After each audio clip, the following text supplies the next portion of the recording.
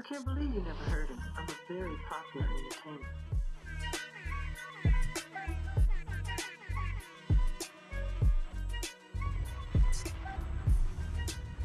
It's hump day. Yo, yo, yo. Good morning, good morning. Good to see everybody.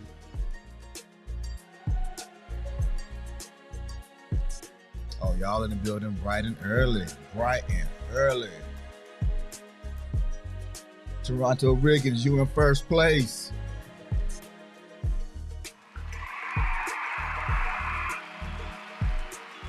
What up, cuzzo?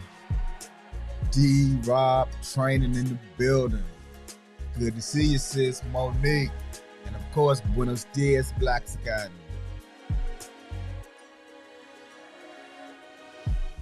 Hey, boo.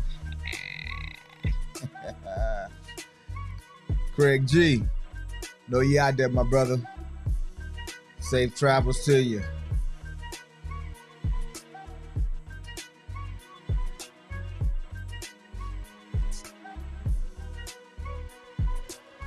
Man, it's been a purpose. Purpose is always a little bit of a trying time, a trying week for me. Whenever I do topics on purpose, because there's so many things that I want to say, so many things that I probably shouldn't say, because sometimes you can let the cat out the bag a little too soon, and it comes off as criticism. And so I don't want to come out like I'm criticizing. Hey, K's in the building. Good morning, Christina Miller. Good morning, good morning. Welcome back to the building, everybody. As you know, it's definitely hump day. And Wednesday is normally I have 1,000 things happening on a Wednesday, but this particular Wednesday, I got a little time today. So I want to slow walk this just for a few minutes. And I want to do a quick recap. But before I do that, I want to welcome everybody officially once again. If you don't know who I am, my name is Jamon Glover. And I'm so happy and excited to have you here with me, with the family today. And I've been in the personal development space for roughly about 20 years now. And it has been a labor of love. It has been super frustrating and super, what's the word? It's been a good trip. It's been a good trip. Just being in a space to where I'm seeing my growth, my progress time over time. And in this group, we've been in this group for a little over 6 weeks now. And there are already results that are happening in this group. So I want to give you guys a hand clap, some celebration, because I'm amazed at what's happening. And I'm getting some reports happening, not in the chat room, but the chat room is on fire. So thank you for all your support. Thank you for your contributions, your comments, your thoughts, and just sharing the good things that are happening in your life. All right. So without further ado, we started this week talking about purpose. And just to do a quick recap, Monday we came in and we really just broke down what purpose was in general, the original intent. If you want to go off-roading, you're probably not going to take a Porsche out there to off-road. It just wasn't built for it. If you are going into even something that I didn't even talk about this, but if you're going into wrestling and you want to go up there to where The Rock was, Andre the Giant was, Sting, Ric Flair, the Nature Boy, if you want to go into that space, you're probably not going to go get somebody that's not built that way.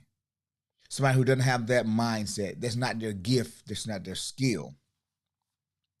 And so then we talked about how, oh, yeah, I remember the video, the journey of the sperm. Yeah. I do not believe that I don't believe in the term accidents as it relates to humans. I don't believe anybody was an accident.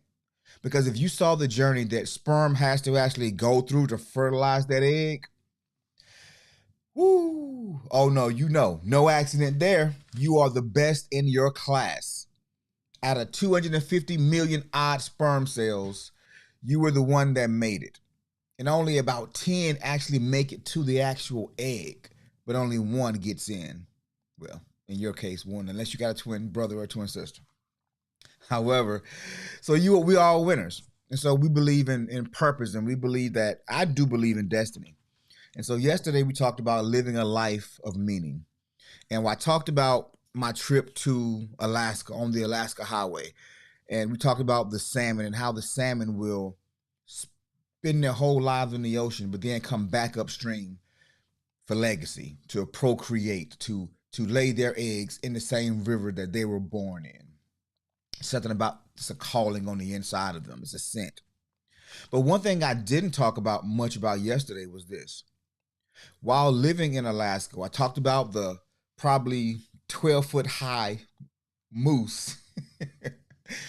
But the thing that really made me think about Alaska or being in Alaska was when I got there, it was August.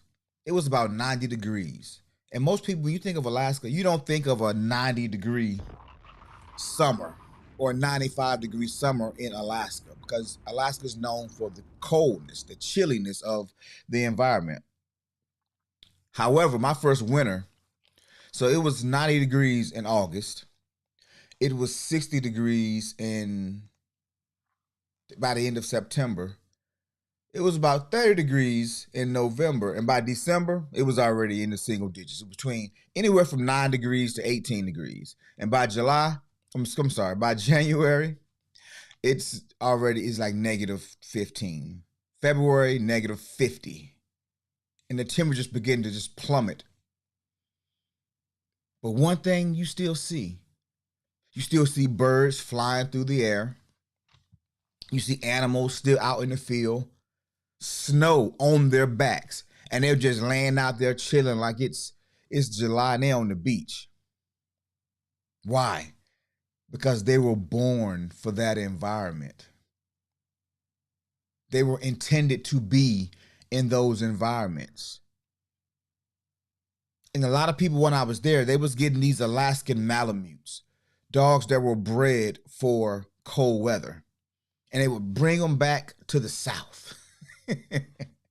And these dogs had to constantly stay in the AC. They couldn't really be outside dogs very long because they would overheat, because their body just wasn't able to adapt to a hot southern, whether you're in Texas or Alabama, North Carolina. I mean, even California. Their bodies just didn't adapt well to constant warm weather. And so we're talking about purpose. We're talking about finding our purpose, or the way I like to say it is discovering that purpose. And I am a firm believer that most of us, by the age of 10, already had a glimmer or an inkling of thought of what our purpose would actually be.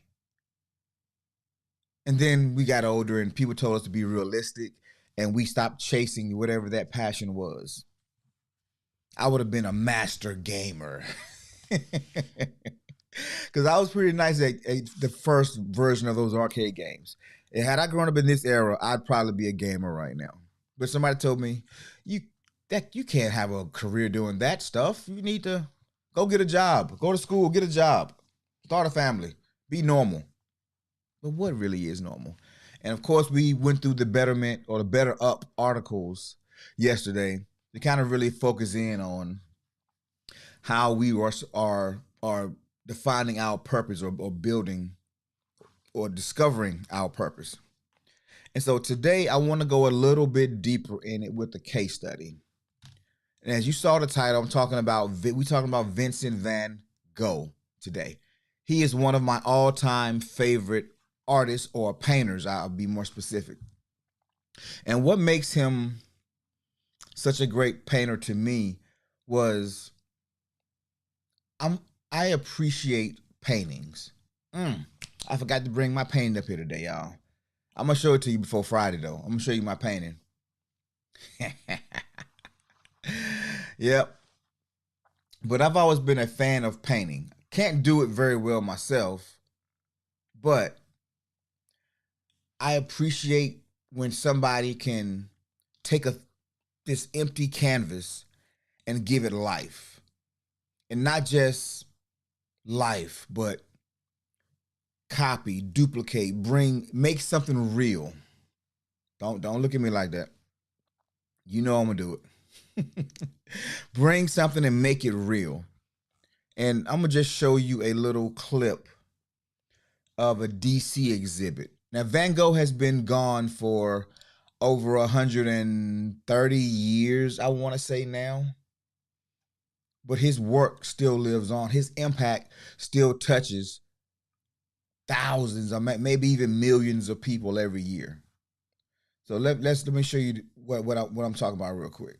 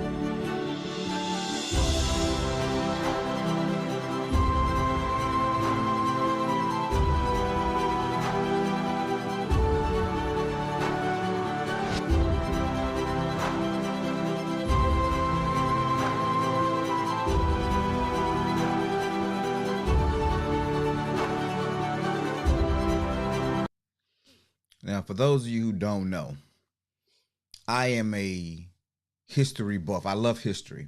So understanding a time period for me is is very fulfilling.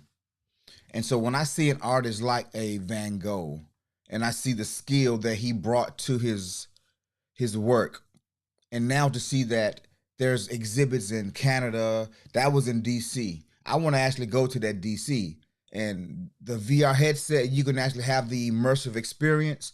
I want to experience that. But who was Vincent Van Gogh? Oh, you know what? Before we get into who was Vincent Van Gogh, y'all know I almost forgot. It's time to get them gratitudes in. See, I get excited about certain things, and history is definitely one of them. I know I'm a nerd on that front. So let's go ahead and get into these gratitudes so we can get on with today's topic of discussion.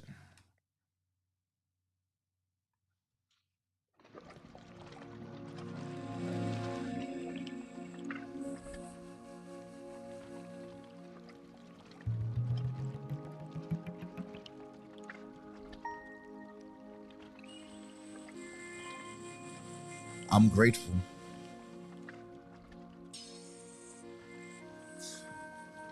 I'm grateful for another opportunity. I'm grateful. I'm grateful for a new day, for family, for friends, for loved ones. I am grateful. I'm grateful that I get a chance to be present in this moment. I'm grateful that I get an opportunity to learn, to become better. I'm grateful for the love that I have for friends. I'm grateful for the opportunities that I have for work. I'm grateful for the bed that I woke up in, for the warmth of my house. I'm grateful for just the small things that matter so much. I'm grateful to have food to put on my table. I'm grateful to have a car with gas in it. I am grateful. I'm grateful that life itself opens up for me. I'm grateful for my struggles, for my past. I'm grateful for my children. And I'm grateful for you. Gratitudes, gratitudes, gratitudes. I know some days I get a little silly with my gratitudes, but I truly am grateful for so many things. And everything doesn't have to be a big thing. It doesn't have to be some life-changing moment. But have you ever woke up in a house with no heat? Have you ever got in a car and you had the gas light was on and you had $5 in your pocket and you had to go 20 miles? I'm grateful that I don't have that struggle. I remember what it's like, and I'm grateful now that I'm not there. But that's it. And so Kay said the exhibit's pretty cool. She went last year. See, that's what I'm talking about. And what many people will consider Van Gogh as a genius, an artist, one of the greatest of all times. But what most people probably who don't really follow art, even those who just do it casually, most of us, what we don't realize is that Van Gogh was a tortured soul while he was living. And when I say tortured soul,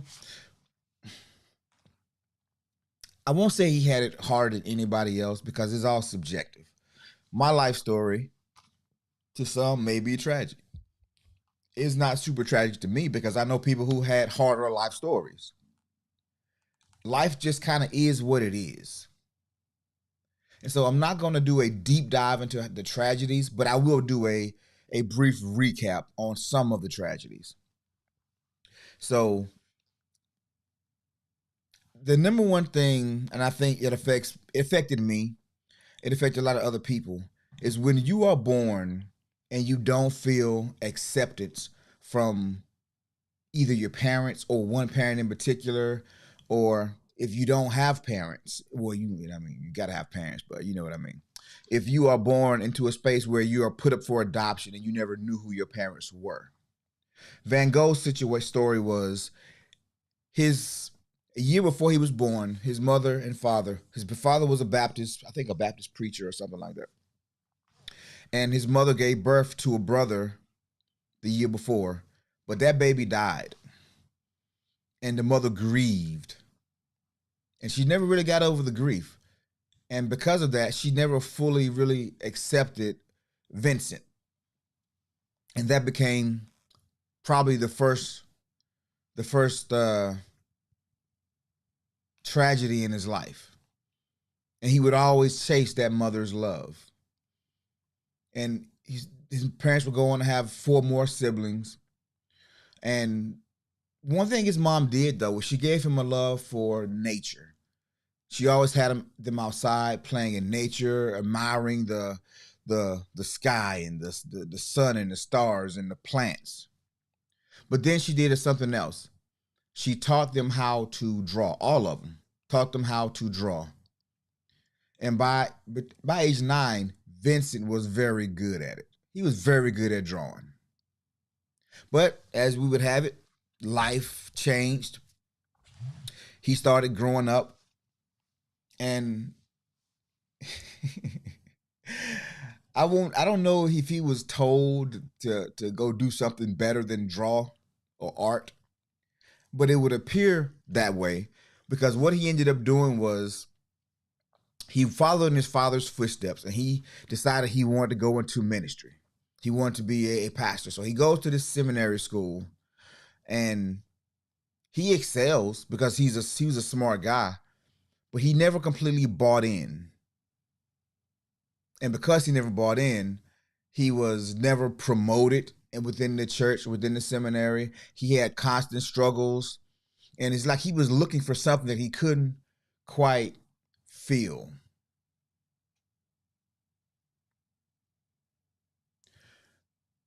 Blaskin says, "Oh wow, it made me do the opposite. I pulled my kids closer Everyone is different. That is true. Everyone is different. People handle grief and experience things differently because we're all unique. No two of us are exactly the same. Our experiences, even growing up in the same household, our perspective on that household, although there are similarities, how it impacted us could be so very different. And so Vincent Van Gogh's brother moves to Paris while Vincent is in seminary struggling. Brother becomes somewhat of an art dealer. Vincent is struggling, but then he falls in love with one of the housing manager's daughter, which is not he's not a monk or anything in a monastery, but he falls in love, and the girl basically rejects him, and it's a bad rejection too.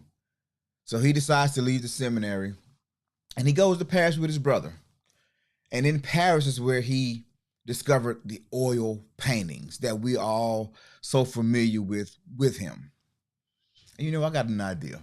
While I'm telling this story, let me just put up some of his work so you guys can really see the brilliance of a Vincent Van Gogh.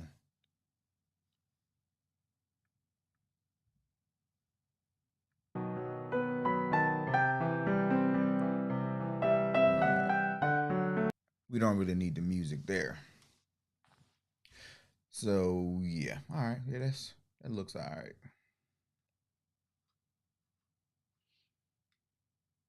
Yeah, so he moves to Paris, and he is discovering oil paintings, and he has this circle of friends around him, and they are all of them are poor and broke, but they're using each other as models and giving each other the painting, and they were formed this whole wolf pack, this pack of guys who are trying to discover the art of oil painting.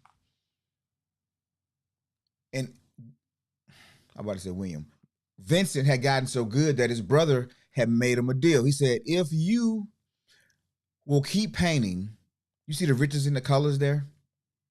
You see the shadows, the light. I mean, he was a master at it. You don't see one light bulb anywhere, but it looks like it's very well lit, right? I'm looking at with this realism lens. But anyway, he says, bruh, if you go ahead and you keep painting, I'm going to try to sell some of these things, and I'll just give you some money every week so you can live. And the cost of living really wasn't expensive back then. And so they made an agreement. And so he's out there painting, he's learning, he's been inspired by other cultures, he's been inspired by other painting styles and techniques. And then there were some other famous painters that came up along in that circuit. But a very interesting thing happened. Vincent's trauma came out, and he became very disagreeable. It's almost as if he was self-sabotaging. It's almost as if he was, I'll just keep that in the lower corner there. I know y'all looking at it, but I really want to put a stamp on this point right here. So many times in life, when we're on a path, we find ways to self-sabotage. We find ways, and we don't realize we're doing it, but we find ways to blow up something that is good. Sometimes we get bored. And it's often said that the number one reason we don't have the success that we desire is because we couldn't stay the course. We got bored somewhere along the line, whether it was in a relationship, whether it was in a job, and you got tired of waiting for the promotion, you got tired of waiting for the ring, you got tired of waiting for her to respond to the text. We get bored and we self-sabotage something that could be amazing. And so William was, why I want to call this guy William, it's Vincent. Vincent was in this circle of other artists that were feeding each other. They were experiencing the craft, and they were learning and growing together. And then he blew it up. He blew it up. He was very disagreeable. He wouldn't play well or nice with others. And so at this point, there's this history of things, or this pattern of things that was beginning to happen in his life. He had a rejection by his mother. Then there was the rejection by the seminary. Then there was a rejection by the girl. Now he's in Paris. He has 3 rejections in his life. Now he's in Paris with his brother who made him a great offer, but now he just blew up a circle of friends and some influence. So he goes to this other area where he visited this area in the south of France, and it was this little yellow house that he was just in love with. So he decides he's going to go there. He's going to make his mark there. He's going to get out of the city, go to the countryside, do more of this kind of work. This is the work that he saw in the city. Look at that. Look at the detail. Look at those brushstrokes and this oil painting. And this was done 100 years plus ago. I think the man was, I'm not sure, they say all geniuses have issues, but for sure. And this work has endured, it stood the test of time, and that's him himself right there. But Van Gogh was so dysfunctional in a lot of ways that he he couldn't help but he couldn't stay out of his own way. I think is how they say it. Couldn't get out of his own way.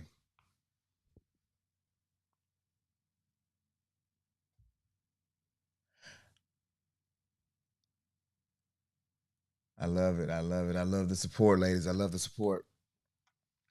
And so he finds himself in this country town and he's painting. His brother is still sending him money. He's shipping crates of paintings back to his brother to sell. But his art just wasn't bubbling at that point. It wasn't taking off. And he's now going through depression. He's fallen in love again. This time it was with a cousin. Now that wasn't so weird back in that day. But his cousin's husband had passed. And so he's going to console to the funeral and consoling the family. And the cousin rejects him, not because that was her cousin, but because the timing was just bad. And so he goes into a spiral and he's drinking heavily and he's painting stuff and he's trying to trade paintings for food. And he just goes down this negative spiral. So much so that his brother calls up one of his homeboys from Paris and says, "Hey man, my big bro, he's down in that little country town. He's struggling. You were the only one that he really got along with. I need you to go. I'll give you a couple $. Just go down there and just be with him for a while until he, get him back healthy." So dude agrees. He goes down. Now, boom, right? Y'all see where this story is going, right? He goes down. Vincent is happy to see him. They're painting again. I mean, they're having a great time. But then he starts to get an inkling that this guy might be a little crazy. He ain't quite the same guy I remember. Some things that's happened that's changing him on the inside. So he decides he's gonna leave. They get into a huge argument. He storms out, grabs his bag. Vincent follows behind him with a blade. And he's running up on him real fast. So fast that the guy's starter, he turns around quick. And he turns around so quick, he startled Vincent. He just kind of stopped. They froze.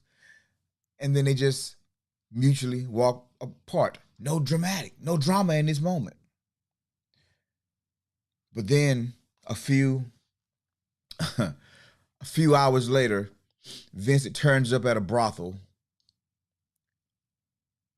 And he had taken that blade and he had cut part of his ear off. Tried to cut the whole thing off. And gave it to one of the ladies in the brothel as payment. Now tell me one genius that ain't crazy. That's what Kanye said, right? Why am I talking about this? Why am I going down this rabbit hole with Vincent Van Gogh? Van Gogh, matter of fact, I'm going to just throw this up real quick. This is a picture he painted of himself. Him looking in a glass, a mirror, with his ear covered because he done cut his freaking ear off. Tortured soul. Tortured soul. How often do we find something that we really enjoy doing,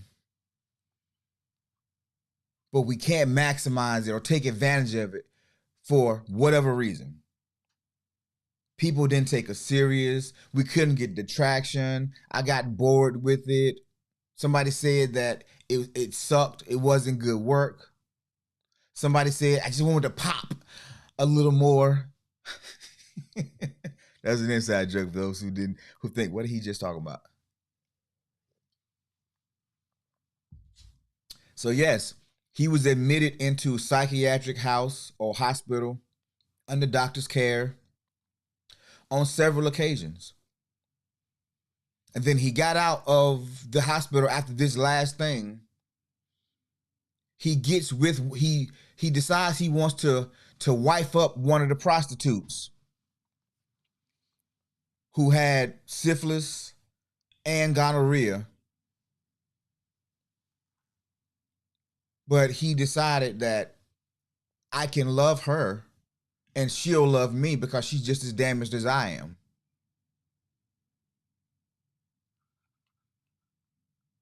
So yes, he contracted syphilis and gonorrhea. And back then, it wasn't a whole lot of cures for it.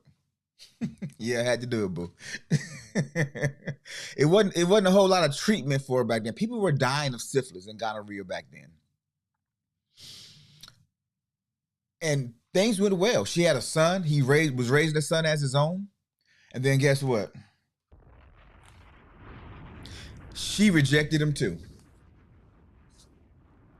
If we really look at a blank canvas, our lives are like one. Meaning, until we know our purpose, the canvas will be a canvas. But once we know our purpose, then it becomes a masterpiece. It becomes art. Yes, very well said. And that's inevitably where I'm going today. And this is also why Van Gogh is one of my most sought out artists. I look for his work. I love the ones that we all see, but I love the obscure ones that he did before the end of his days. Because art tells stories to me. When I see where you are in this moment, when I see you evolve and become something different, the painting changes, the image changes, the person changes. And most times is either heartbreak, is discomfort, or is a revelation that will get us out of this comfort zone that's slowly killing us into where we're actually supposed to be. And so now he's rejected by the prostitute lady. Excuse me. He's rejected by the prostitute lady. This sends him deeper off the edge. Nobody wants me. Nobody loves me. Nobody. So he does. Now my time period might be a little off. It's been a while since I read this story. But he goes through a period. He goes in total solitude. His brother sends him a bunch of paint supplies because he's institutionalized. And he's painting some of his greatest works in his institution. But his paintings are still not selling. So his brother, who just now has gotten married and now has a baby, is struggling to send him the money. And so they were having a conversation, and he told him, his brother's name was, I think, Theo. And he said, look, Vincent, I'm really gonna have to readjust my priorities in my life because I got this kid now, and I got a wife, and I just can't just send money like I was. He said, I still got you, but it's gonna have to change. It's gonna look different. And so in Vince's mind, what did that sound like? The final rejection. The final rejection. And so in this institution or this rooming house that he was in at this moment, He leaves early one morning. He goes out to the woods. He takes a loaded revolver and he shoots himself in the chest. And y'all know what happened? He didn't die.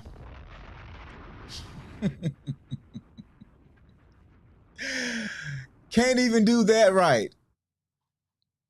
Have you ever said that about, not you tried to take yourself out, but have you ever done something and you just tried, I'm gonna just do whatever, and even the thing you know how to do, the thing that you pretty sure gonna work, that even doesn't work. Well, that's where he was. And so what he did was he crawled back, walked and crawled back to his room. And when he didn't come down for dinner, one of the people in the house went to his room to check on him, and they found him laying there bleeding. They wrote a letter to his brother. Now, there wasn't no phone calls, there wasn't no Ubers, there wasn't no ambulance back then.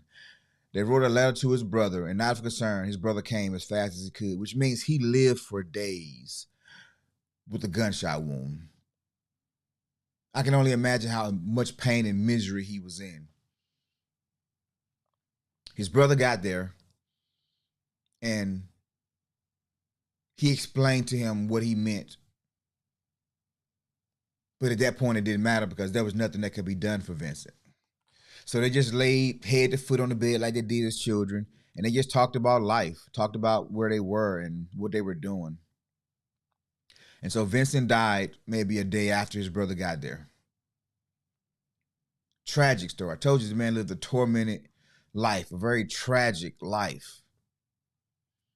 And the one thing that he was actually good at, it wasn't working. It wasn't selling.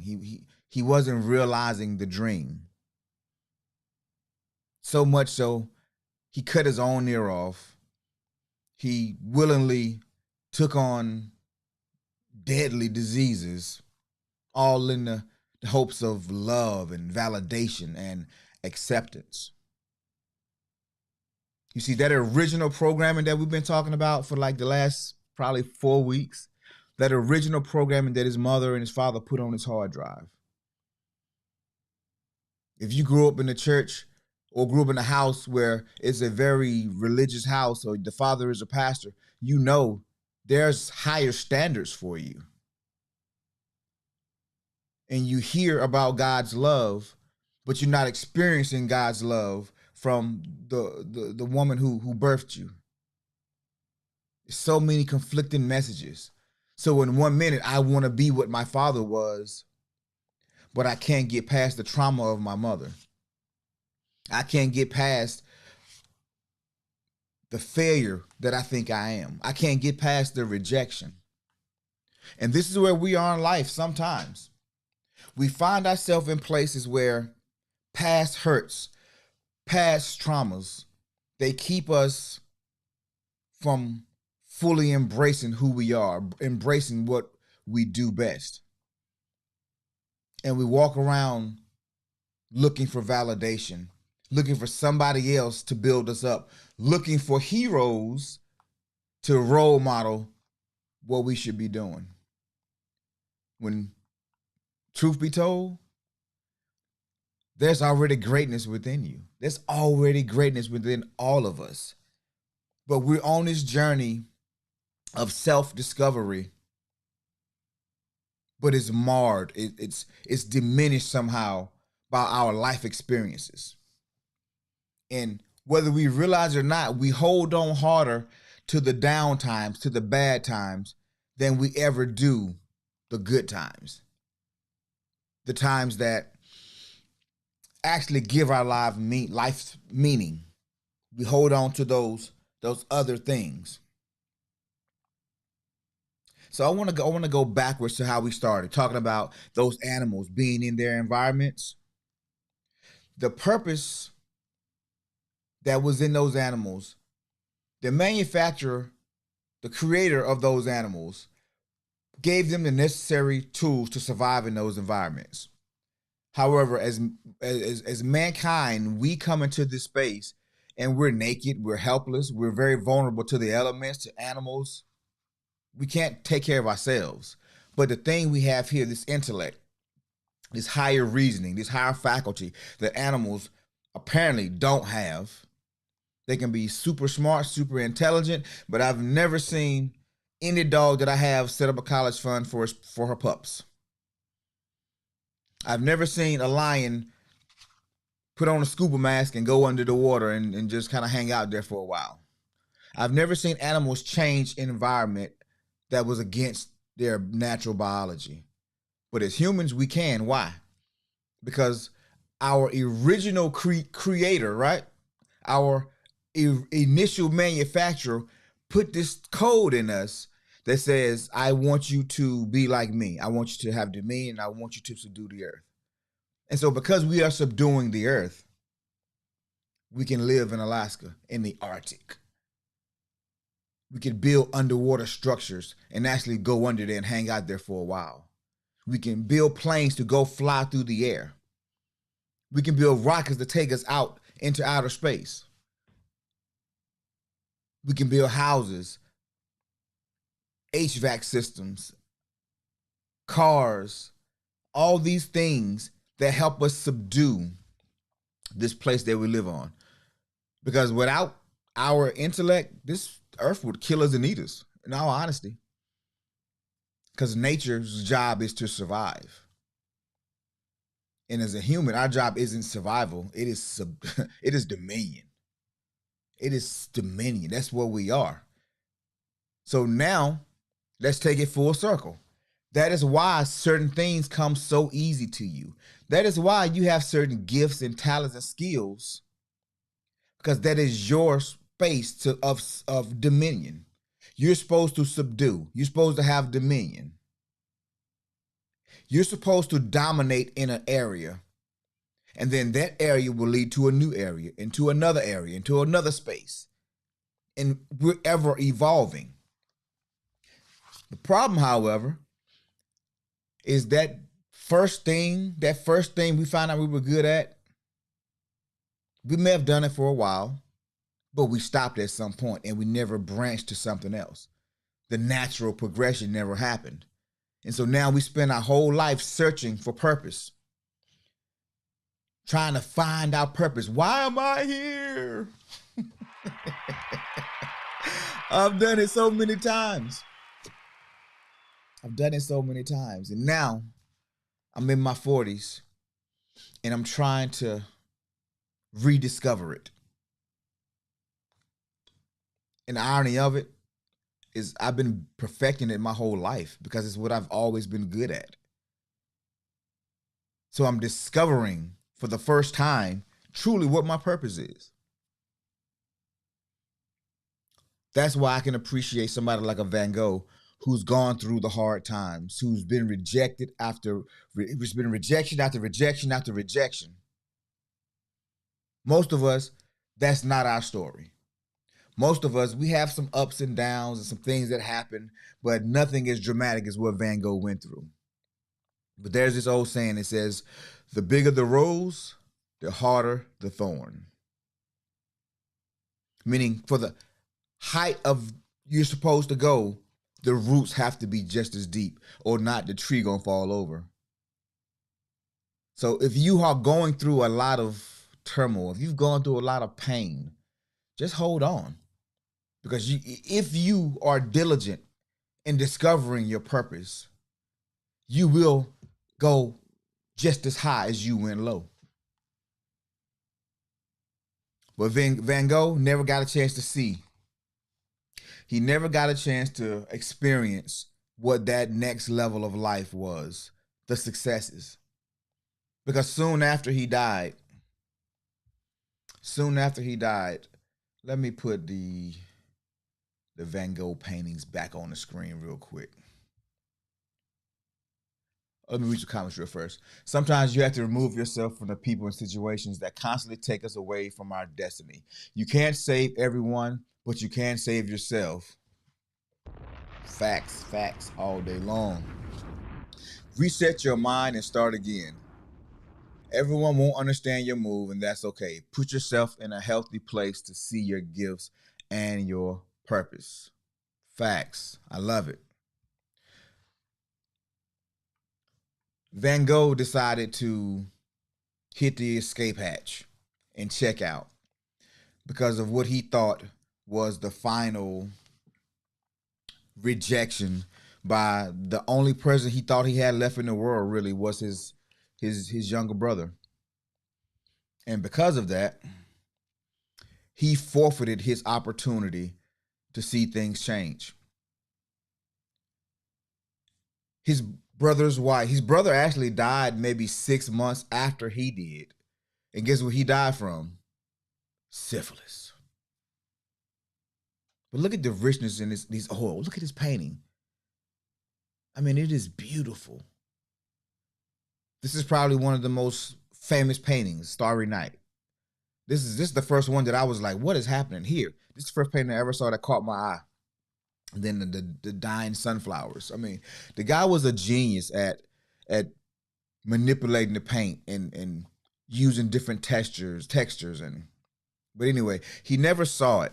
And after his brother's death, his brother had before brother died, he had already started collecting all of his paintings because he was going to put them on display and maybe sell a few. But little did he know after his brother's death, or after Vincent's death, these are some of the best ones. Yeah. After Vincent's death, his brother had really started collecting a lot of his artwork. I'm gonna just take myself off screen so you guys can see it, full. And I'm not sure if it was the times were changing, but people really started catching on to his work. And then after his brother's death, his wife continued the work of collecting all of his stuff. And he had traded paintings for food. People were using them for target practice. People were lining the bottom of their bird cages with some of his paintings. I mean, it was crazy. Matter of fact, his own mother had some 700 paintings that she just threw out into the trash after he died because nobody ever saw the beauty in this man's work until they did. Until they did. And now his paintings are worth hundreds of millions of dollars. Hundreds of millions of dollars per painting. Not just for the whole collection, per painting. And the true tragedy is that he didn't get a chance to see the table turn. I believe he was 37 or 38 when he passed.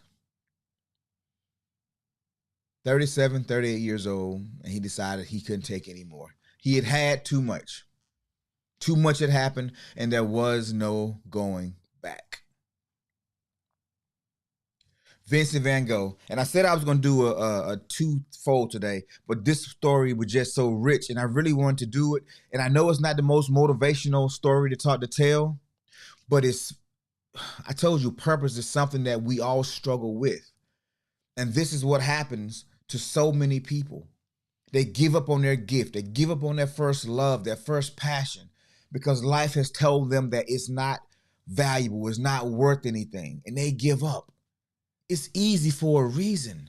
You're supposed to have dominion in that area. You're supposed to go out and make it happen. You're supposed to be the one that goes out and does the amazing work, does the hard work, building up, becoming something more. That's your job. That's your mission. Discovering your purpose and maximizing it.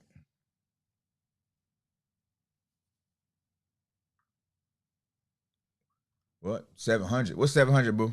I missed that. What's 700? Times 750. All right. So yeah, that's Vincent Van Gogh. For those you who had not been introduced to him, maybe just a slight acquaintance of some of the work you may have seen in exhibits or online somewhere. He was a genius. He was a tortured soul, one of the greatest artists who ever lived. But he never realized his purpose. But his purpose still was put out into the world. His purpose still was put out into the world. So let's change the tempo a little bit. Let's go ahead and get into Can you hear me? Yep. Okay. Oh, you listening? I got you. Oh, yeah, yeah, yeah, yeah. His mom threw out like 700 of his paintings. She had crates of his art that were just there because she didn't believe in him either. Tragically, she didn't believe in him either. And when he died, she was like, good riddance to all this crap that's just sitting out there. Imagine if you had a Vincent Van Gogh that your great grandparent gave you because they gave him two pieces of chicken and a biscuit, and he painted something for him. Do you know that painting today would be worth millions? Millions from a piece of chicken. But when you don't recognize your gifts, people will benefit off of your gift. And when you don't understand who you are and what you bring, your value, which is why I'm focusing so hard on how you see yourself, what you speak, what you think about yourself, being intentional about being on mission. Because life, it seems like it's long, but only when there's a lot of misery in it. But when life is good, it go by so fast. So fast. So fast. And I want you to get all you can get out of it. So let's get into these affirmations real quick, and then we'll come back. Close it up, man. It's hump day.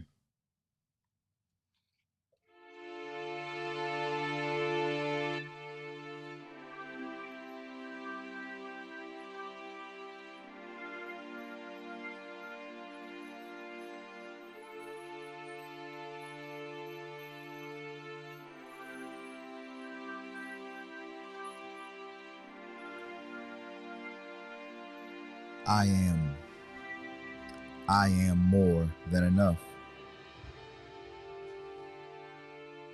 I am strong. I am well equipped. I am able bodied, able mind, sound, confident, secure. I am the head and not the tail. I am more than a conqueror. I am more than enough.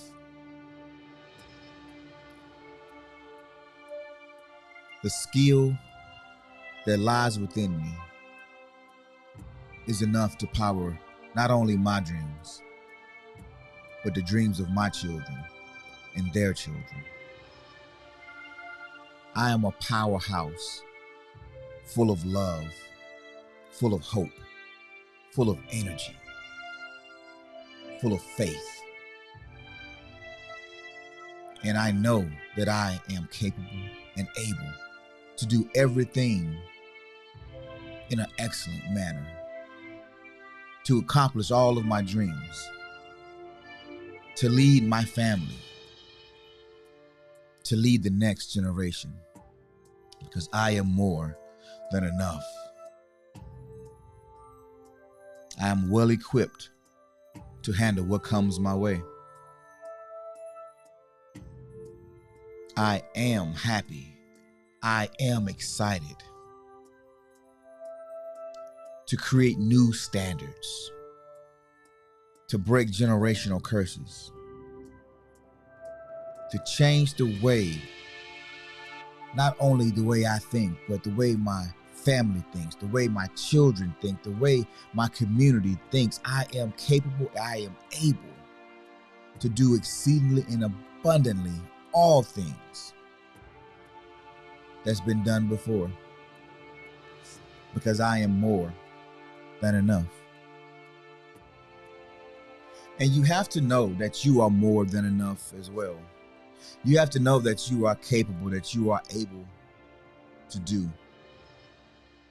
and that wealth follows you. Because wealth isn't necessarily how much money you have in your bank account. It's the wealth of spirit. It is the wealth of heart. It is the wealth of outlook. It is having an abundance mindset, a growth mindset. And I dare say it is a prerequisite most times to have lasting riches, to have lasting money, success in those areas, you have to have the growth mindset, the wealth mindset. You have to become that before you really reap the benefits of it. Because as we just saw, Van Gogh was a genius. The work that he did was amazing, and it has lasted. People are still putting up exhibits based off somebody who was a tortured soul 120, 30 years ago, and his work is still being recognized today. Still being recognized today. So what are the takeaways? What are we taking away from this conversation today? We talked about recognizing your gifts, your talents. We talked about finding or discovering your purpose. But it's a small thing that I said, and actually my guy Randy hit me in the head with this. He said, double down on your strengths. Double down. There's strengths for a reason. Double down on your strengths. And I'm gonna add this little part to the end of it. I'm gonna change it just a little bit, Randy. Double down on your strengths and refuse to let go. Double down on your strengths and refuse to let go. What does that mean? That means keep doing what you're good at and keep going. It may not work. They may not recognize it right now. But remember that Find a Purpose article yesterday? Getting in community with other people that are like-minded. Trying it different ways. Because there's so many ways to make things work. There's so many methods that you could try. There's so many different perspectives that group is going to give you that'll help you recognize your dream. But the one thing you can't do, you can't sit around and expect things to happen. You can't sit around and say, I'm waiting on God. I got faith that God is going to do it. When God said, no, I gave you dominion. You're supposed to be out there doing it. I gave you what was in me, which now makes you more than a conqueror, which now makes you more able to do a thing. You don't have to stand outside in the cold with snow on your butt, chewing grass, because you have a mind that will build a house, construct some heat, hunt some food, make it better every year after year. Now you go from a little hut or from a cave to a house, from a house to a bigger structure, to 2 houses, to HVAC, to lights, to running water. We are supposed to subdue. We are supposed to have dominion. God will definitely give us what we need because he's already done it. Already done it. The manufacturer's original purpose was not to get us to heaven. Oh, y'all. See, purpose is hard, man, because it's hard to talk about purpose without talking about why the thing was created, what the original intent was. And so this is when y'all start hearing the church come back out of me a little bit, right? We start hearing scripture come out of me a little bit because you truly can't have one without the other. We all have gifts and we all have talents for certain reasons.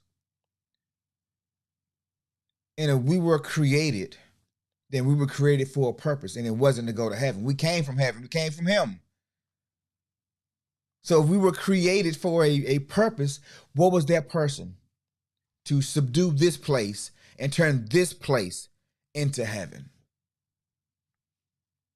Just saying. Oh, man, just saying. Okay. Hey, y'all, it's hump day, man. It is hump day. And I'm so grateful, so thankful. I know today wasn't the typical motivational Monday morning motivation, but I think it's needed because sometimes without seeing the other side of the coin, without getting the negative side of the coin, we think it's all sweet. And we think we just got to have faith and believe and hope. That's not it. We got to do some work. We got to put into practice. Yeah, we got to overcome a lot of stuff too. But we were created to subdue it. We were created to have dominion. That was our purpose. It's not dependent on somebody to give us, to hand us. Mankind has conquered the whole world and made the world a footstool. We go wherever we want to go. We do whatever we want to do. And it's our right to do that. But I want to caution you. When we get bored, when we get greedy, when we lack purpose or vision, we begin to subdue each other, which causes so much misery, which causes so much pain. We're supposed to support and love one another. We're supposed to build with one another. We're not supposed to be subduing each other. We're not supposed to be having dominion over each other. We're supposed to be working together to advance everybody, not just a certain few. But I'm going to get off my soapbox for today, y'all. It's hump day. We all got stuff to do. We got to make moves. We got to go out and subdue. So shout out to my girl, Toronto Riggins. To that chick, yo, my guy, D-Rob Training King coming in the building with the crown. My sister, Monique. Buenos dias, Mexican. My sis, Kay. Glad you was able to make it this morning. Christina Miller. Pleasure to meet you. Glad you were here. Hope I didn't scare you off today talking about the depressing life of a Vincent Van Gogh. However, purpose is still purpose. We got to go through the bad as well as the good. What up, boo? Bobbiette, girl, I miss you. You need to come on back to the crib now. Come on. You need to come on back. Yes, sir. Health Talk. My God. Thank you for being here, man. You guys had some great comments this morning. Thank you for being so engaged, for being so involved. Craig G, I know you're listening, my guy. Thank you. Thank you for the time and for the energy. All right. I don't think I missed anybody today. D-Rob said put in that work. So we have to realize that we were answered before we were called. That's right. God is amazing, my guy. God is amazing. All right. You guys be blessed. I will see you tomorrow. And yes, Monique, teamwork makes the dream work. Y'all be blessed. Have a great day. Go out and subdue. Go out and conquer. Make this world your footstool in whatever area that you're in. Oh, yeah, my guy Gary. I missed you, my G. But one love. Good to have you here. We'll talk tomorrow. Peace.